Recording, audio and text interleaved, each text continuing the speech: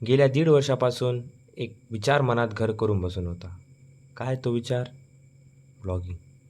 होय, 1.5 वर्ष. 1.5 वर्ष लागली मला हा पहिला पाऊल उचलायला. का बरं असं?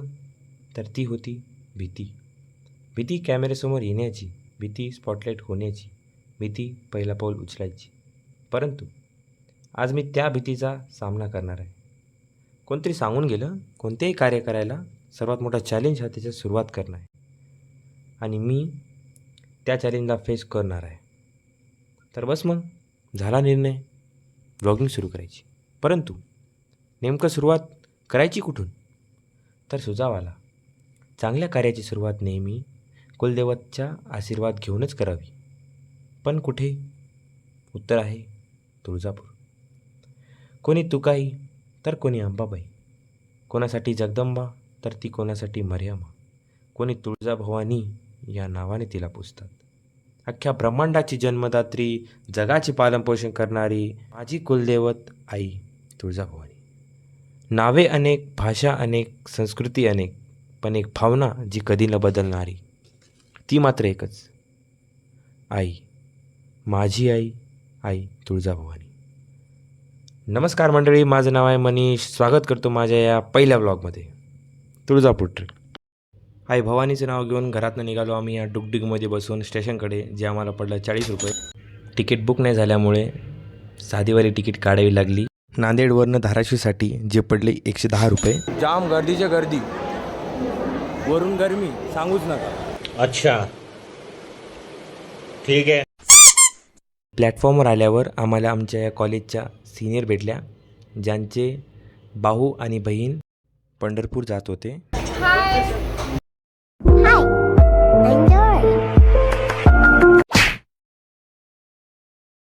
तू मेरे से प्यार करती है या नहीं करती, ये बता दे तू बस. नहीं, मैं तेरे से लास्ट बार पूछ रहा हूँ, तेरा मेरे से प्यार है या नहीं है?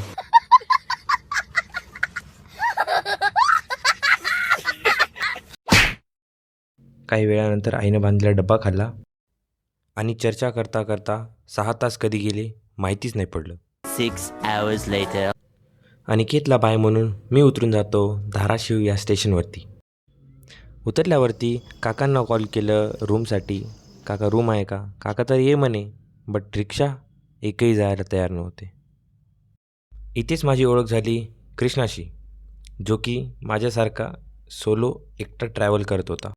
मग आम्ही दोघांनी निर्णय घेतला सोबत ट्रॅव्हल करायचं तुळजापूर. 4 hours later. स्टेशनवरती 4 तास वाट बघल्यानंतर सकाळ झाली. स्टेशनवरून आम्ही निघालो धाराशिव बसस्टँडसाठी. किती किलोमीटर आहे इथून? 9 किलोमीटर. या डुगडुगीत बसून आम्ही धाराशिव पोचलो आणि डोळ्याला भावणारं असं दृश्य बघायला भेटलं. शोधू कुठर भाऊ कसर मीच स्वतःला भाऊ कसर या मावळातून मावळून तू कधीच गेला माझ्या राजार माझ्या शिवबार माझ्या राजार. महाराजांचं दर्शन करून आलो आम्ही बसस्टँडला. 15 मिनिट वाट बघल्याच्या नंतर बसमध्ये बसून आम्ही निघालो धाराशिववरून तुळजापूरसाठी.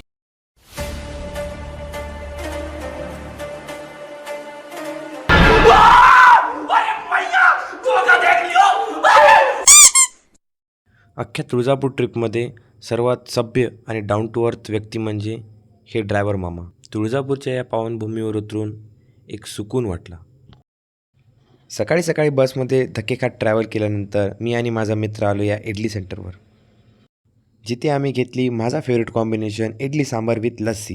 नाश्ता करत करत कृष्णा आणि माझ्यामध्ये एक चांगला संवाद झाला. आणि या तुळजापूर ट्रिपमध्ये मला एक गोष्ट लक्षात आली, लाईफ इज अनप्रेडिक्टेबल. कधी कोणाशी ओळख होईल, कधी कोणी आपल्या लाईफमध्ये येईल आणि कधी आपल्या लाईफमध्ये सोडून जाईल, याचा काही पत्ता नसतो. So enjoy your life. पास्टमध्ये तुमच्यासोबत काय चुकीचं घडलं आणि भविष्यामध्ये तुमच्यासोबत काय होणार याची चिंता करण्यापेक्षा वर्तमानमध्ये जगायला शिका. जे चुकीचं घडलं त्याला विसरून पुढे जाणं हेच जीवनाचा खरा सार आहे. श्रीकृष्ण म्हणतात, कर्मणे वाधिकार असते मा फलेषु कदाचन. तुम्ही फक्त कर्म करा, फलची चिंता करू नका.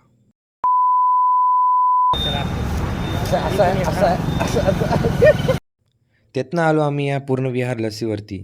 एक मँगो लस्सी मारली आणि त्यानंतर निघालो आम्ही मंदिराकडे. आम्ही चाललोय आंघोळीला या कुंडामध्ये. व्हिडिओ रेकॉर्डिंग सक्त मनाई आहे.